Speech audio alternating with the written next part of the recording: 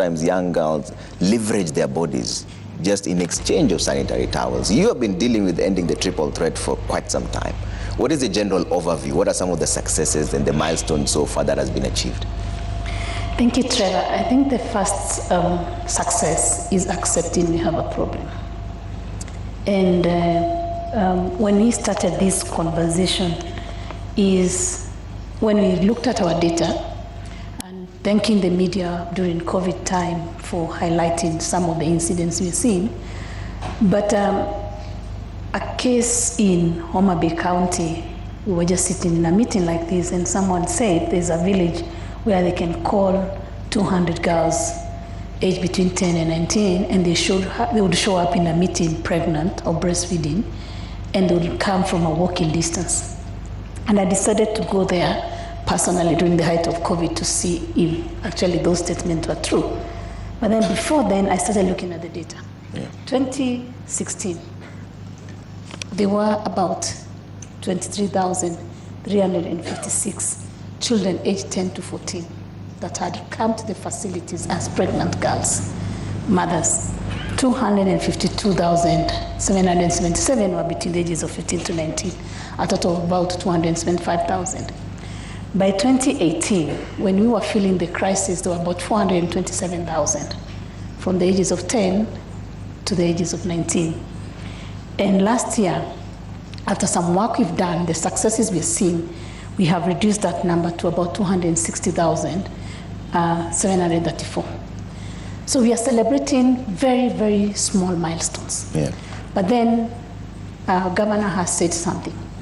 What then do we do? We realize that there are a couple of things we have to call for. One is commitment, not just from ourselves as stakeholders, but also from the communities themselves. He has mentioned the fact that it becomes so difficult to deal with an issue where there's complacency in a community, where there's a mystery surrounding, where the family is going to be blamed, where the family sometimes actually is threatened. And if you look at last year, about 21,000 cases of sexual and gender-based violence were reported in our health facilities. But if you examine the judiciary books, you're not going to find those numbers.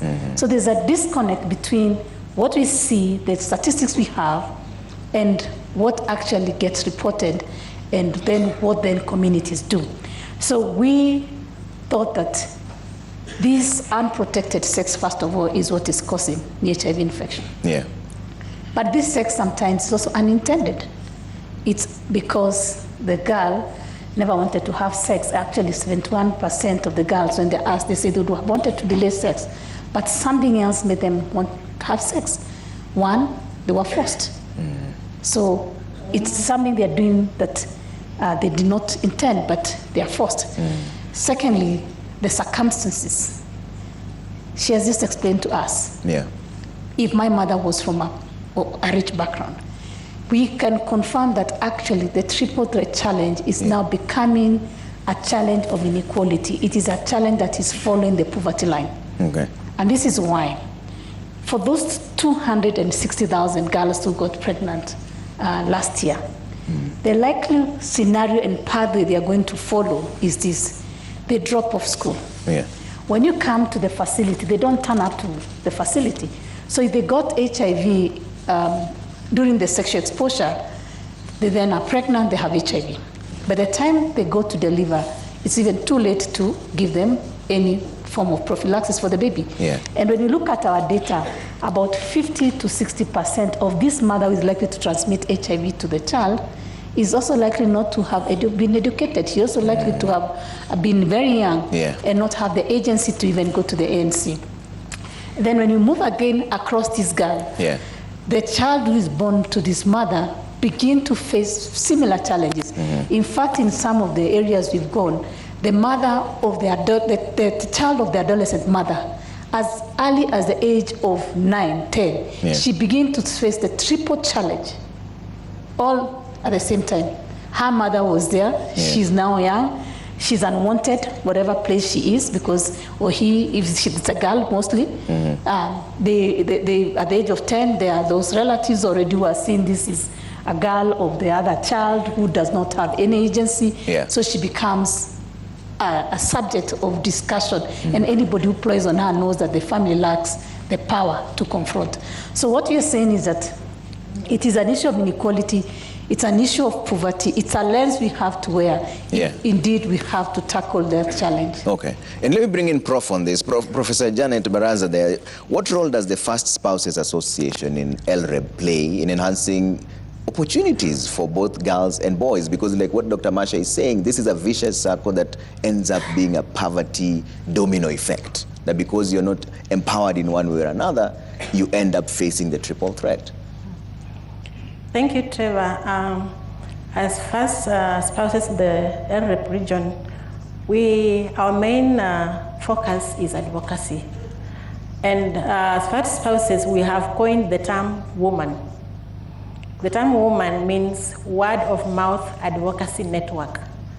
So we use our mouths to advocate for the rights of the girl child. So we use our platform as First Spouses to speak about the rights of the girl child everywhere that we go. And we are saying we do that because we realize that most of the time, because of the triple threat, the girls miss out in school, for example. And so we want to bring the girls on board by speaking about it using our platform. But besides that, we also engage our partners. We collaborate with our partners.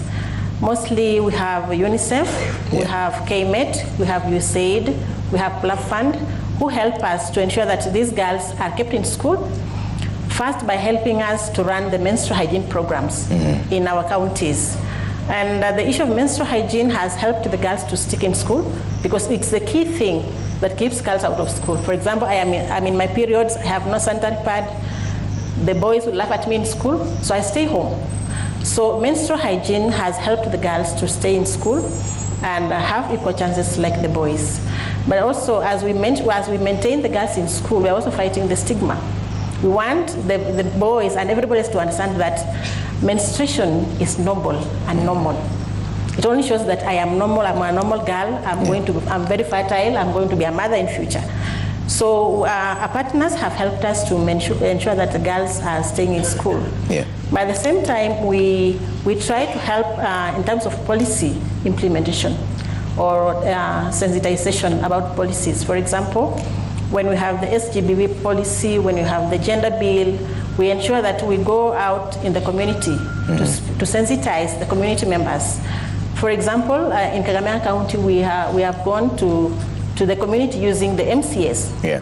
We have sensitized all the MCAs about the SGBV bill, and therefore they are helping us to disseminate the information to the community. So as LREP spouses, we are not just sitting back as flower girls, like some people imagine we are not. So we have taken up our responsibility to ensure that we support our governors by making sure that the girls stay in school and they get the same opportunities like the boys. Okay. Dr. Tuoma, let me bring in on this because you're the MHM champion there. How best should